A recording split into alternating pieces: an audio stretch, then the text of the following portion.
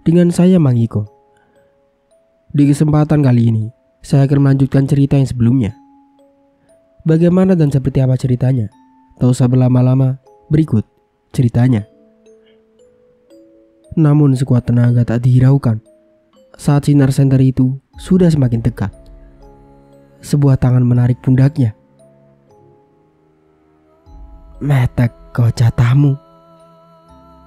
Hampir tiba giliranmu.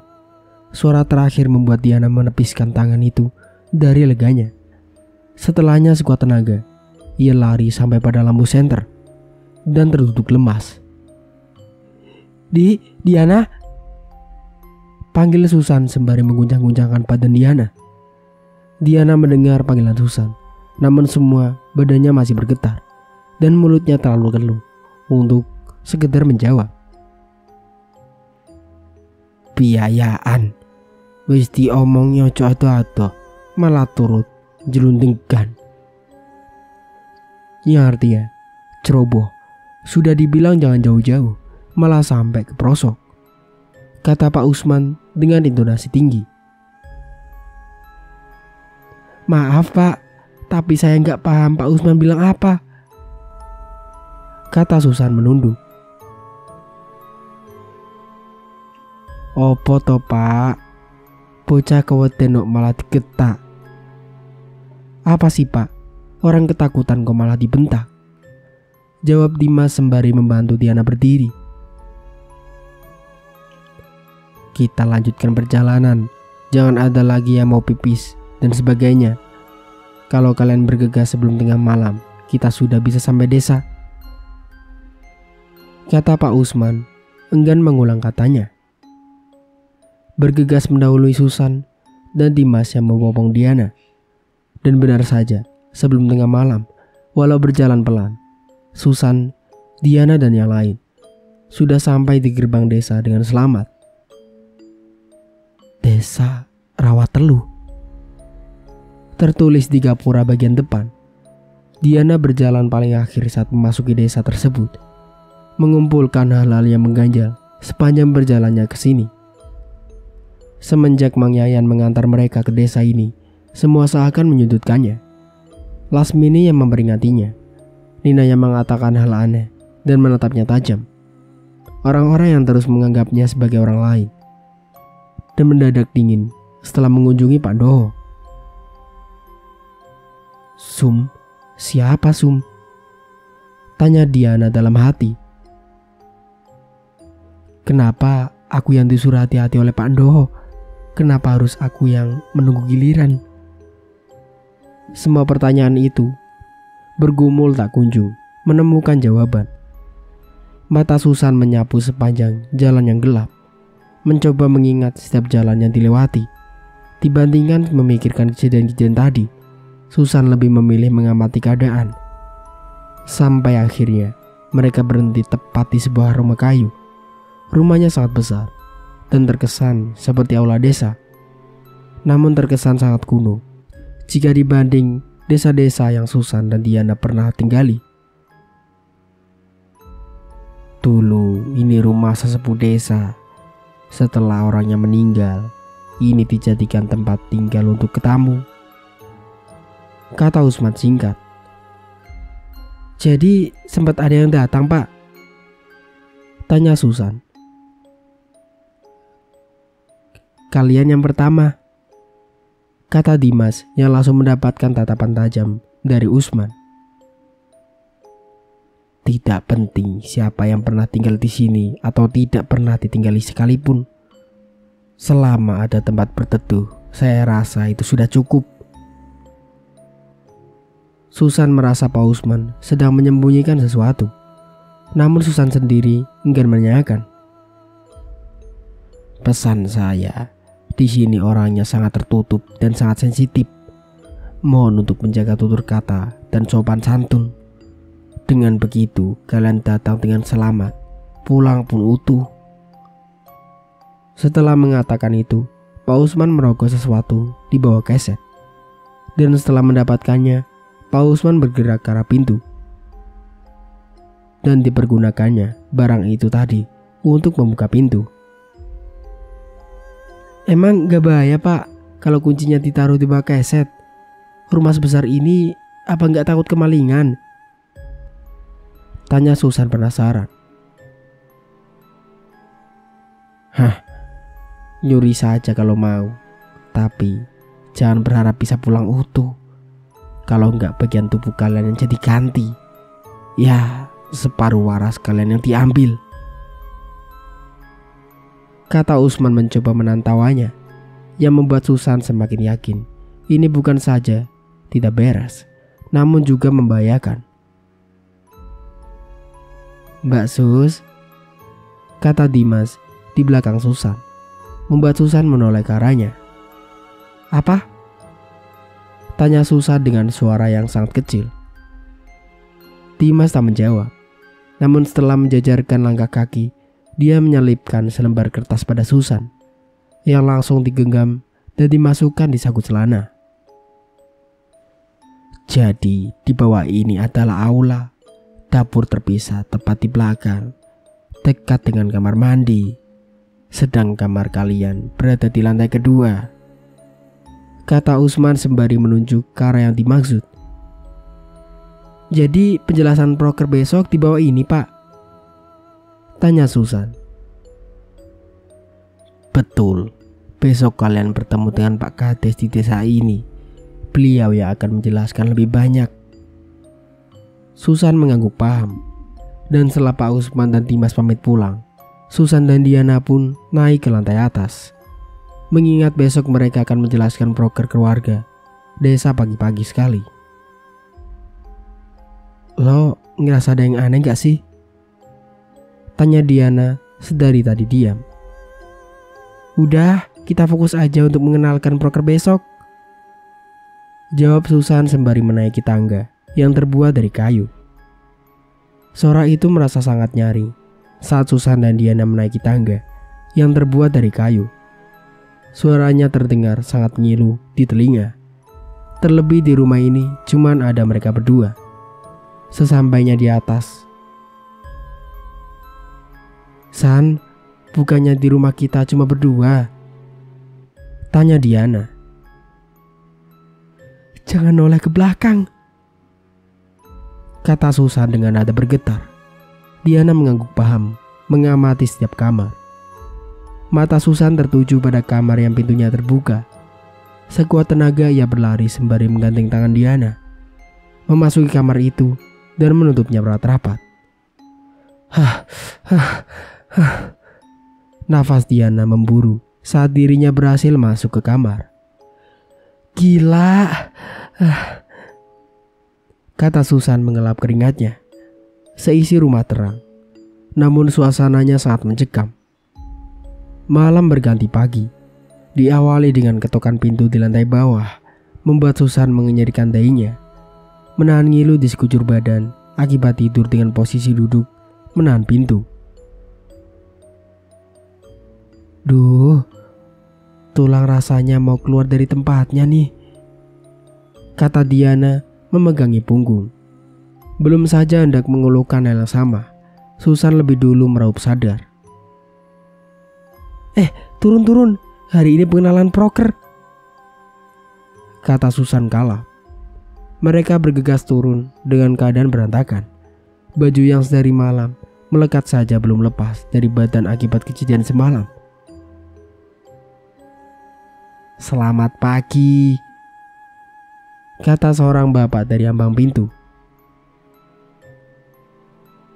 Pagi pak, maaf kita belum siap-siap, tapi bukannya nanti acara jam 9 pagi. Maaf, ini saja matahari masih malu-malu pak, kata Susan sungkan. Boleh saya masuk? Saya ingin menjelaskan sedikit, kata bapak itu. Silakan pak, kata Susan membuka pintu lebih lebar. Tutup saja pintunya, nanti anginnya masuk. Masih pagi jadi masih dingin, kata bapak itu dengan senyum ramah. Diana mengamati bapak itu dengan seksama, seperti pernah melihatnya namun terlihat samar-samar. Susan menutup pintu pelan. Memang benar, udara dari luar sangat dingin. Terlebih matahari saja masih malu menampakkan diri. Perkenalkan, saya Bowo. Saya kepala desa di desa Rawatelu ini, kata beliau sembari mengelurkan tangan. Saya Susan. Saya Diana. Langsung ke intinya saja ya.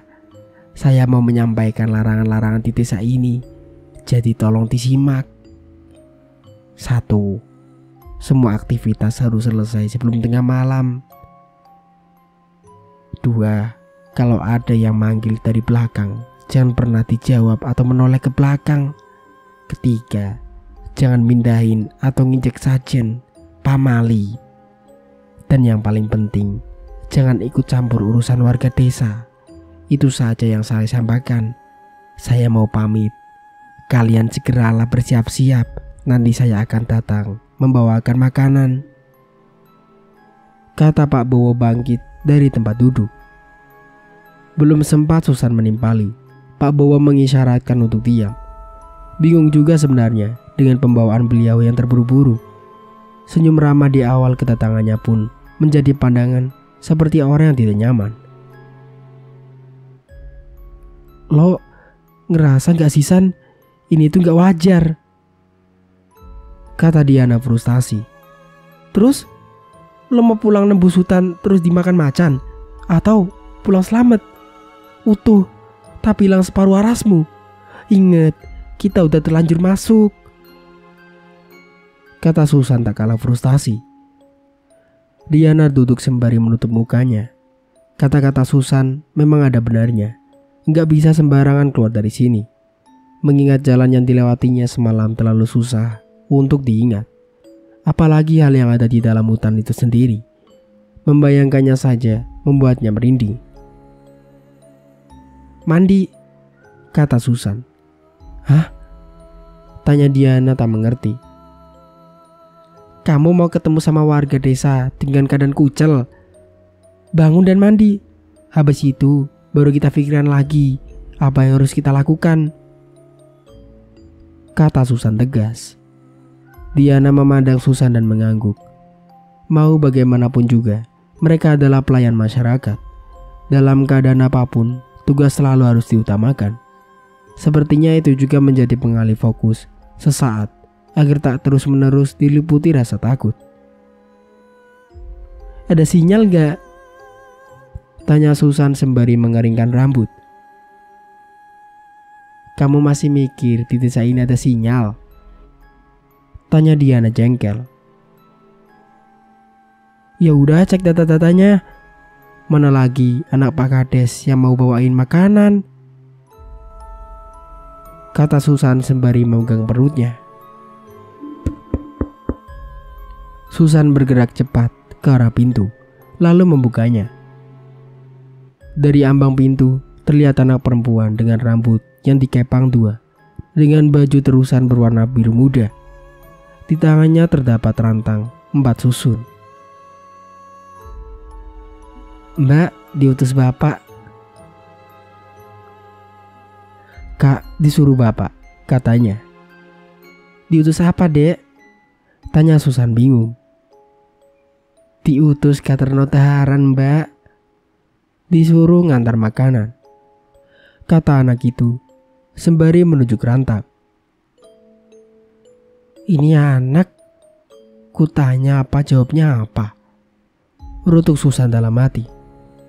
Makasih, jawab Susan akhirnya saat anak itu menyodorkan rantang, yang dijawab dengan anggukan singkat lalu berlari begitu saja. Susan berjalan keluar gerbang pintu. Sekarang matahari sudah sedikit membuka diri, memperlihatkan desa yang dihimpit beberapa gunung. Sampai seorang yang memandang dari balik pohon merenggut fokusnya. Pandangan Susan terfokus pada seseorang yang tadinya dia pikir anak kecil. Padahal masih saja remang karena rimbun daun yang menghalau cahaya matahari.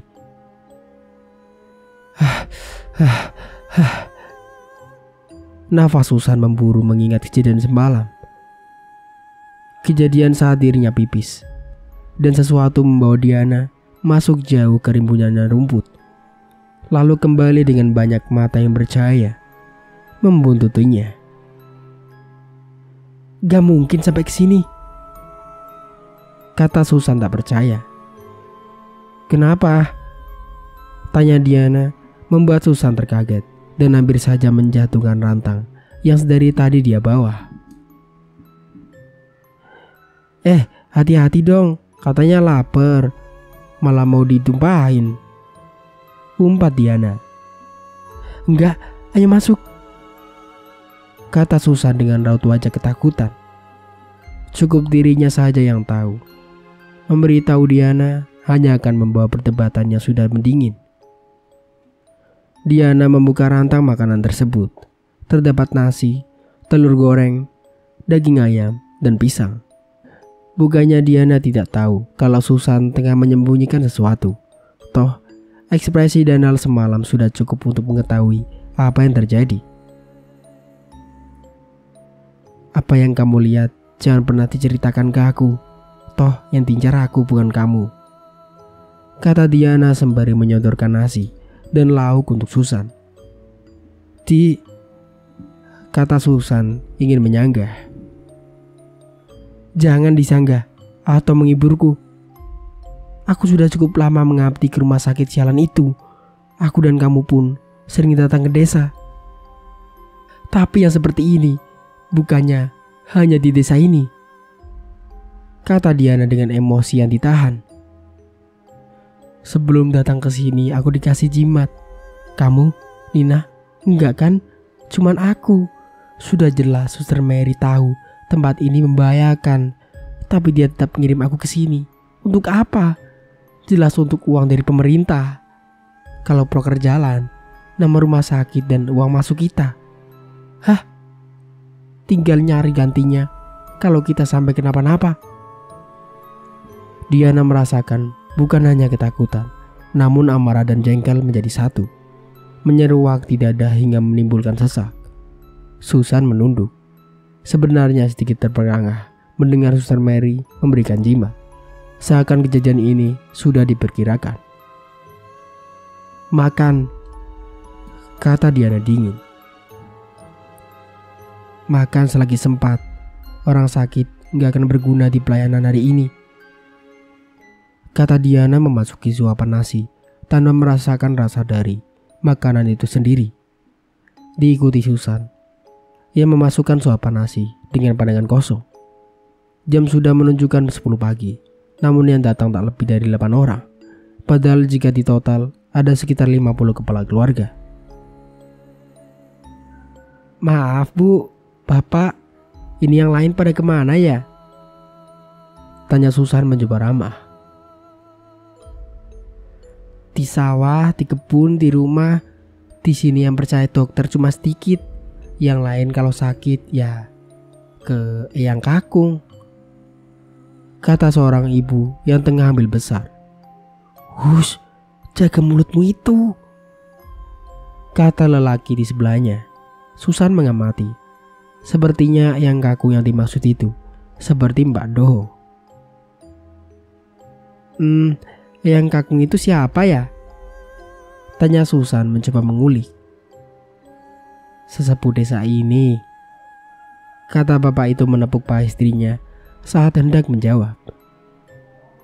Dari sekian orang baru Pak Sutri ini yang berbicara satu sama lain, tidak menggunakan bahasa daerah, dan dari pakaiannya sepertinya mereka orang kota.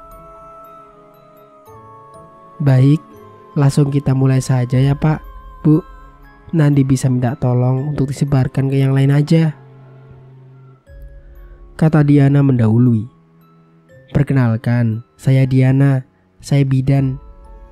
Jadi jika ibu atau istri dan warga yang lain merasakan keluhan seputar kehamilan atau mau konsultasi program kehamilan, segala yang berbau itu bisa langsung konsultasi ke saya ya Bu, Pak," kata Diana. Saya Susan. Saya di bidang kesehatan. Saya setiap minggunya akan membahas pola hidup, kesehatan pangan, kesehatan lingkungan dan lain-lain. kata Susan singkat, sekaligus menjelaskan prosesi Nina sebagai perawat dan alasan kenapa Nina belum bisa memperkenalkan diri secara langsung. Setelah selesai membahas broker, Diana naik ke atas. "Di, kemana?" tanya Susan. "Ngambil dompet." "Untuk?" tanya Susan bingung. "Kalau mau nyari informasi, pertama-tama kita harus ke warung," kata Diana acuh. Baginya, tempat informasi terbaik adalah warung kopi. Sedari tadi berjalan, rasanya hampir frustasi karena tak ada satupun warung yang buka. Ditambah jalannya masih asing bagi Susan dan Diana. Jarak rumah satu ke rumah yang lain pun berjauhan. Sampai akhirnya mereka menemukan satu warung yang ramai sekali. Satu-satunya warung yang buka. "Buka itu, Di, mana rame," kata Susan. "Ayo," jawab Diana sembari menarik tangan Susan. Sesampainya di ambang pintu, beberapa orang menatap Diana dan Susan dengan tatapan tanya. Mungkin karena Susan dan Diana masih baru di sini. "Loh, Bu Bidan," sapa ibu warung antusias. Ibu itu adalah ibu yang sempat Susan tanya saat pengenalan broker. "Ah, kebetulan yang menyenangkan," batin Susan. "Loh, Ibu?" jawab Diana antusias. "Mau nyari apa, Bu Bidan?" tanya Ibu ramah. "Kopinya satu, Bu, teh panasnya satu," jawab Diana. Mengingat Susan memiliki riwayat mah. "Tunggu ya, silakan masuk." Diana dan Susan pun masuk, sembari memasang telinga baik-baik. Tatapan dari orang-orang sudah memudar, kembali fokus dengan obrolan masing-masing. "Jenengan punatul wedhus, Pak?" "Bapak sudah jual kambing." "Uwis, ndek wani sore, ndek kampung kulon, saiki desone, adewe mung iso ternak, ora iso tandur. Wis 20 tahun kepungkur, kesalahan titik ae, dadi dawa urusane." "Sudah, kemarin ke kampung sebelah, sekarang di desa cuma bisa ternak, gak bisa buat nanam. Sudah 20 tahun berlalu, kesalahan sedikit saja, bisa panjang urusan." Diana mengurut dahinya, tak satupun perkataan yang dia mengerti. "Ini, Bu, minumnya." "Makasih, Bu, duduk di sini aja, Bu, sekalian ngobrol-ngobrol," tawar Susan. "Boleh," jawab ibu itu duduk setelah mengembalikan nampan. "Ibu ngerti mereka ngomong apa?" tanya Susan. "Ngerti dong, ibu dulu kecil di sini, lalu merantau karena sawah gagal panen terus, mau dijual juga tanah warisan pamali, jadi merantau." Padahal tanah pedesaannya, Bu, harusnya kan subur," jawab Diana. "Dulu sangat subur, walau warga desanya sedikit, perekonomian di sini tergolong maju, sayur, kopi, dan hasil kebun melimpah. Tapi sejak 20 tahun yang lalu mulai berubah," jawab ibu dengan tatapan menerawang, mencoba mengumpulkan memori-memori di masa lampau. "Berubah karena apa, Bu?" tanya Susan. "Dulu sempat ada orang kota datang ke sini, melakukan semacam perjanjian dengan penunggu desa. Syaratnya bayi yang wotonya Selasa Wage. Waktu itu hanya ada satu bayi. Orang tuanya dibayar mahal agar anaknya bisa dijadikan tumbal. Uang sudah dikasih, namun ibu dari bayi itu tidak tega. Dibawanya bayi itu ke desa seberang, lalu ditolong oleh Ndoho, sesepuh desa seberang. Namun perjanjian dengan penunggu sudah dilakukan. Dan betapa marahnya penunggu itu saat tumbal yang dijanjikan tidak ada. Dan yang terkena imbas desa kami. Hasil panen selalu buruk, Padahal sudah kita usahakan untuk mengganti tumbal itu dengan hewan ternak, namun tak pernah berhasil, kata ibu itu dengan suara sekecil mungkin.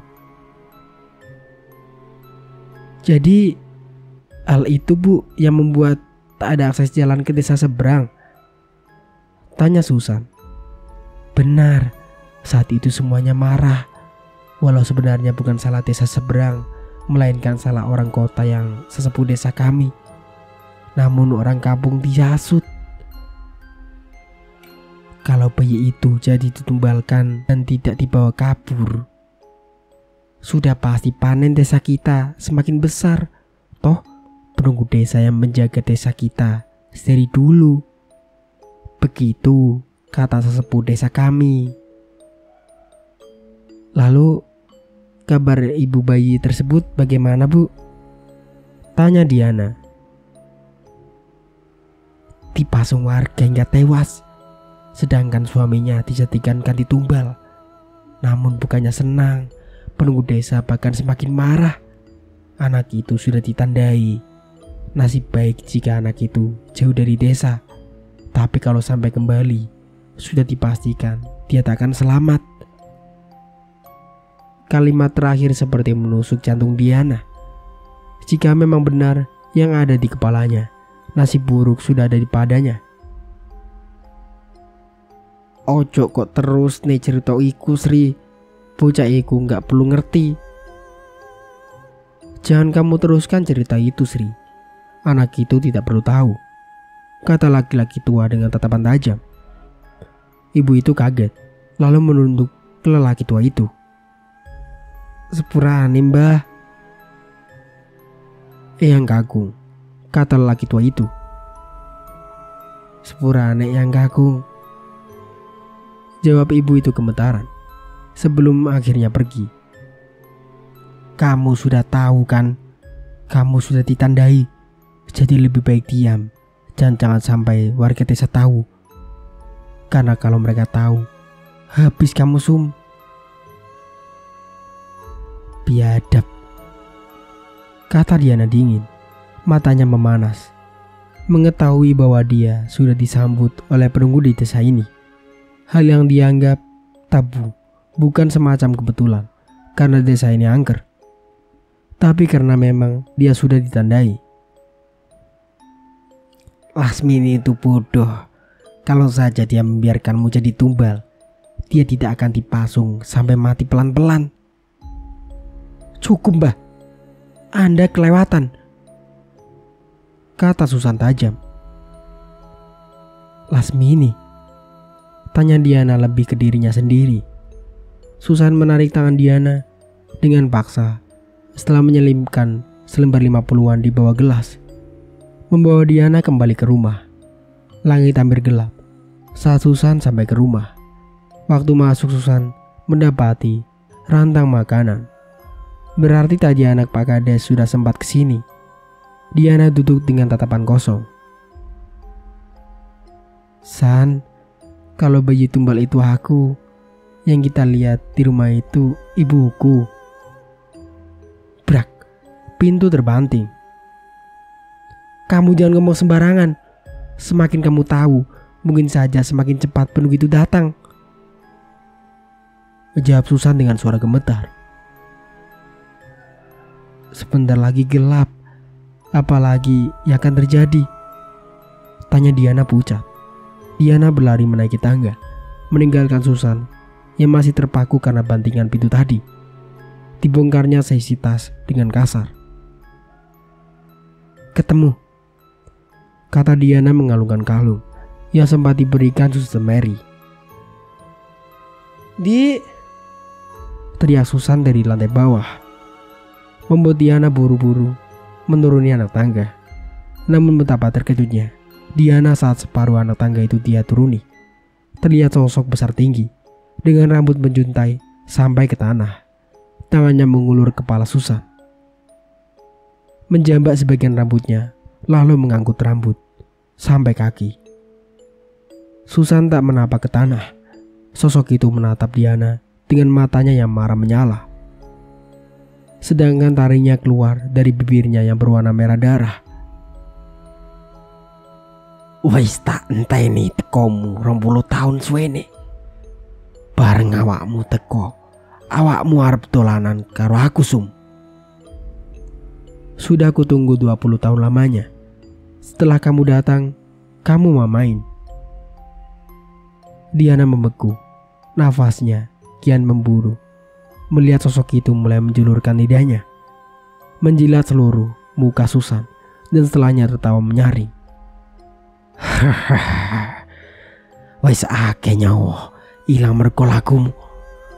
Munda awakmu mlayu, munda akeh sing ilang, mati. Sudah banyak nyawa hilang karenamu. Semakin kamu lari, semakin banyak yang hilang, mati. Rintih Susan, mengalihkan pandangan sosok itu. Nyapondo, goro-goro kancamu, awakmu bakal dadi salah siji nih. Kenapa nak? Gara-gara temanmu, kamu akan jadi korban selanjutnya. Mati? Siapa saja yang sudah kamu bunuh, iblis? Tanya Diana, segan penuh emosi. Siapa? Semua yang berhubungan denganmu, bahkan temanmu yang dalam perjalanan pun sudah mati. Kutuntun hingga masuk ke jurang, menjadi satu dengan kaum kami. Biadab, iblis sialan!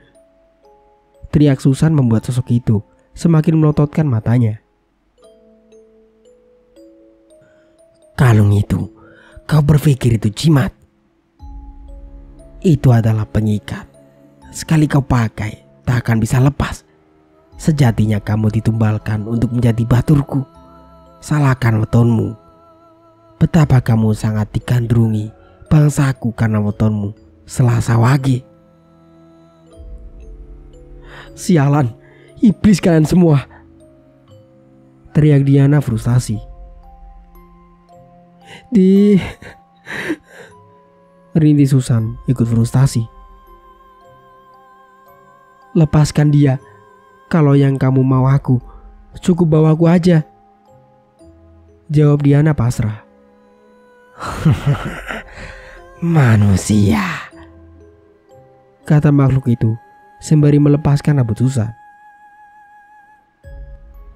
Kamu tentu masih ingat petuanya, kata makhluk itu mendekatkan wajahnya pada Susan. Larisan! Teriak Diana. Tanpa harus disuruh 2 kali, Susan berlari sekejang-kejangnya, menembus rimbunnya pohon.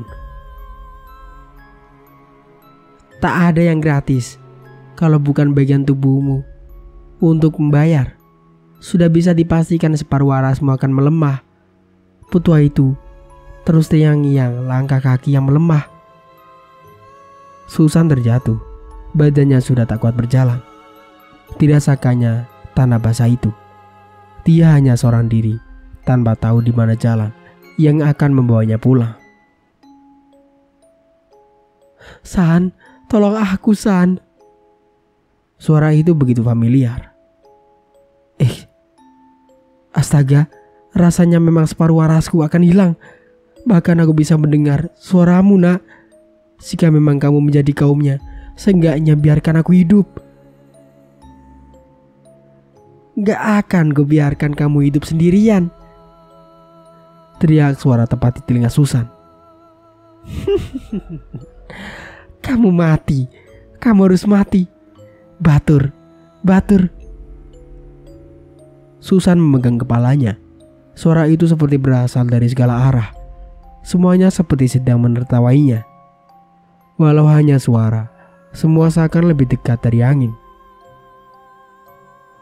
Suara itu membuat Susan meraup sadar. Kertas, kertas. Dirogohnya kertas yang selalu Susan bawa. Dengan jantung yang seakan ingin keluar dari tempatnya, Susan kembali mengamati kertas itu. Gak bisa dibaca, gelap. Teriak Susan frustasi. Jangan menoleh ke belakang, kata seseorang dengan lembut. Siapa? Tanya Susan. Lasmini, kertas itu berisi penawaran. Baca dan lakukan penawaran itu. Dengan begitu, warasmu akan tetap utuh. Ku bantu, ikuti. Ing jagat lembut, nyuwun pengasih. Tak tawarno, awak kanggo puli, soko keputing pikir. Puluino kanggo sebagian, awak sing kok pingin. Saiki aku Susan, nimbali awakmu kanggo rembuk. Di tengah makhluk, aku meminta dikasihani. Kutawarkan badan agar pulih dari pikiran keruh. Pulihkan dengan bagian badan yang kamu mau. Sekarang aku Susan manggilmu untuk bicara. Susan mengulangi dengan nada bergetar. Lambat laun satu persatu, wujud mulai terlihat. Dari anak kecil berkepala besar, kue gombel, pocong, kuntilanak, perempuan setengah ular, sosok tinggi yang menjulang melebihi pohon, kakek tua berbau putih, banyak seorang berbaju hijau, dan sesosok asap yang membentuk wujud manusia. Dan yang terakhir adalah sosok Nina. Semua wujud terlalu nyata untuk Susan yang sekalipun tak pernah melihat hal semacam itu. Susan yang kaget tertuduk, menangis hingga suaranya habis. Bahkan dia sendiri tidak tahu apa yang sudah dia ucapkan.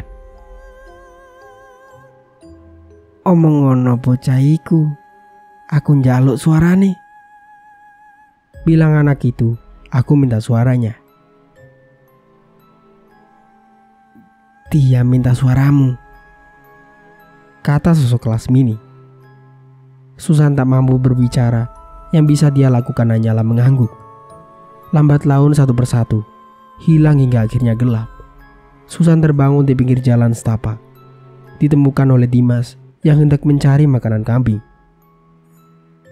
Loh, Mbak Susan? Susan membuka matanya. Dia selamat. Dan saat Susan hendak mengatakan sesuatu, tak ada sepatah kata pun yang keluar dari mulutnya. Yang penting Mbak selamat, kata Dimas membopong Susan untuk mencari pertolongan. Begitulah akhir ceritanya. Semoga dari cerita ini kita bisa memetik hikmah dan pelajarannya. Saya Mang Iko pamit undur diri. Kurang lebihnya mohon maaf. Wassalamualaikum warahmatullahi wabarakatuh.